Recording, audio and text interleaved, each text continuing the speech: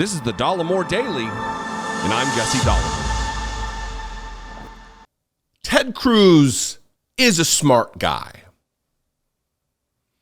I think most elected Republican officials are smart. They're adroit at messaging, certainly. We've got our handful of dum-dums that I talk about a lot, like your Marjorie Taylor Greenes and your Lauren Boeberts and your Louis Gohmerts and your Tommy Tubervilles, your John Cornyn's. You certainly have an unholy alliance of dipshits in the Republican Party. But by and large, there are many, many, many, many brilliant minds, and Ted Cruz is among them.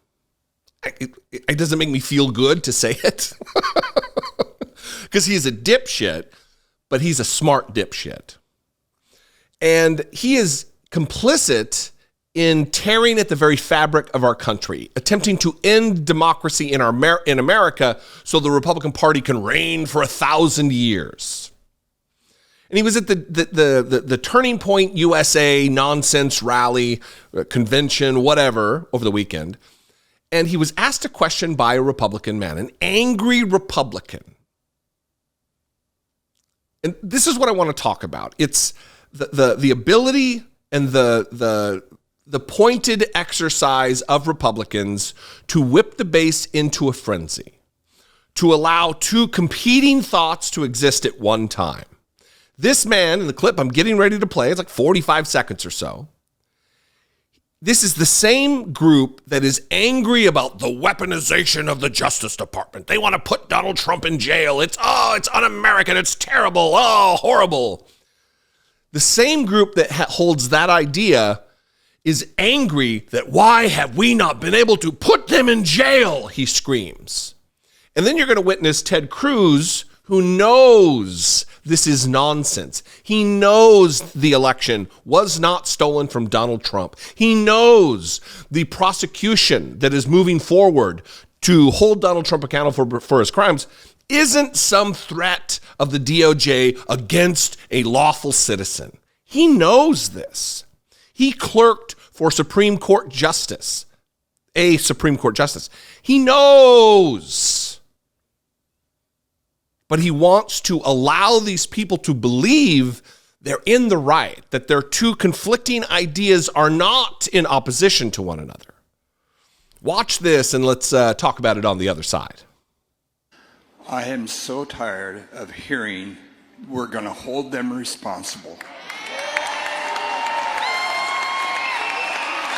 I want to know why, after 6 months, we can't put anybody in jail. It's a great question.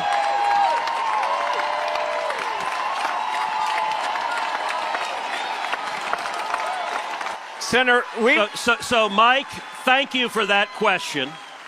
You are exactly right, and it is infuriating and frustrating. And let me tell you why people haven't gone to jail. Because under our Constitution and the federal government, the only people who can bring a prosecution is the executive branch of the government, and in particular, the United States Department of Justice. That means no member of the legislature can bring an indictment, no member of the legislature can convene a grand jury, no member of the legislature can prosecute a case. Likewise, no member of the court, no judge can say, I'm going to prosecute someone. It is only the executive branch, and it is why it is such a tragic disaster that we have a Biden administration led by Merrick Garland, the most political attorney general in history, who refuses to enforce the law. And so... But what Ted Cruz didn't say there, that is, sometimes it's more important what's not said than what is said, is that during Donald Trump's tenure as president of the United States, with his own DOJ, his own handpicked series of attorneys general, he did not prosecute because there was no prosecutable crime to pursue. He didn't prosecute any of the people that lock her up, lock him up. He didn't do that. You know who he did prosecute?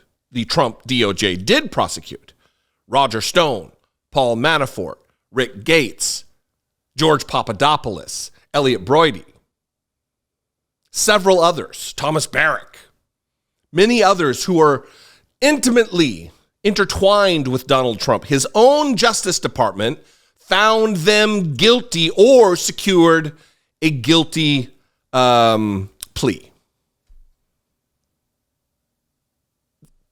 He's not giving any facts to promote the idea that Joe Biden's Department of Justice is acting inappropriately. All he's stating is the facts that are covered in the Constitution about the separation of powers. And it still whips the crowd into a frenzy. This is the promotion of dangerous conspiracy and further dividing Americans about things that there is no need for division. Like, I get it if there's a policy disagreement. I get it if you're a bigot and you don't think trans rights are human rights. I get it that is a cause for division. But there's absolutely no cause for division related to the weaponization of the Justice Department. Even the Republicans, their investigation has been laid bare as absolute fraud, as just an exercise in conspiracy.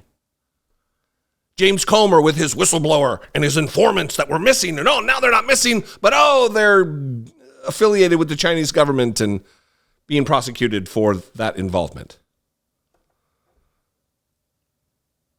Anyway, look, this is dangerous stuff because the unwashed, uneducated masses who claim to venerate freedom and liberty and being extricated from they want to be unmolested by the government, just leave me alone. Yet they want that same government to do the thing they're bitching about that's being done to Donald Trump. If you can find Mike or whatever your name was in the crowd at Turning Points USA, if you can find a crime that Joe Biden has committed, let's investigate it. Let's get to the facts. And if indeed Joe Biden committed a crime, if indeed Hillary Clinton from years and years ago committed a crime, let's put them in jail. Let's prosecute them. Let's see a trial, and let's do so. But until then, shut up. Pumpkin-headed Ted Cruz. It's dangerous. Anyway, what do you think? I'd love to know. You can call. Leave me a brief voicemail, 714-576-4054. Of course, you can email me daily at dollemore.com. Follow me on social media. I'm at Dollemore just about everywhere. Every social media outlet or platform, I'm at Dollemore. If you appreciate what I do, if I bring you value, please consider supporting my work. You can become a channel member. You can click the Super Thanks button. You can go over to patreon.com/IDoubtIt podcast. I'm like 25 or 2,600 subscribers away from 500,000. If you haven't subscribed, please subscribe. I would appreciate it very much. It's only with your help that I've gotten to where I am, that this channel even exists, and I appreciate you very much. I'll see you next time. Be genuine. Take care of one another.